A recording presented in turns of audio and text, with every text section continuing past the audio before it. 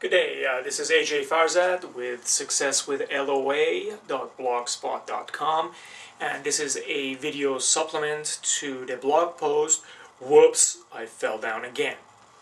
This blog post was about mistakes and how not making them will actually cost us worse in the long run. One of the things that I mentioned in the blog post was the example: imagine if you had never fallen down until you're 20 years old, and then you suddenly stumble and have no idea how to take a fall, how to brace yourself, how to do anything. It's a completely foreign thing to you, and you're now bigger, taller, and you're falling from a higher perspective, so you're gonna smash your face on the concrete and bleed all over the place. This is very, very obvious if you've ever gone skiing and you see these little tiny kids that have absolutely no fear whizzing up and down the mountain. But I digress a little bit. One of the things that I wanted to convey here is that making mistakes are not end-all disaster that a lot of people make it to be. It's understandable to be upset when you make a mistake, because growing up everybody has this model of perfection for us. We have to be perfect. Making mistakes are wrong. We have to endeavor to not make mistakes at all, and that is the wrong way of thinking about it.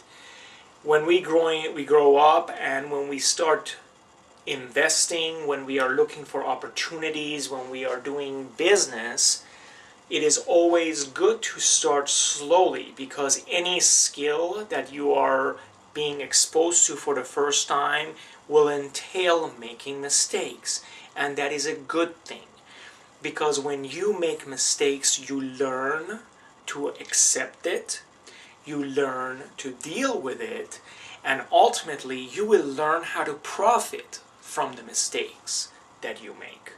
And you have to go through these steps.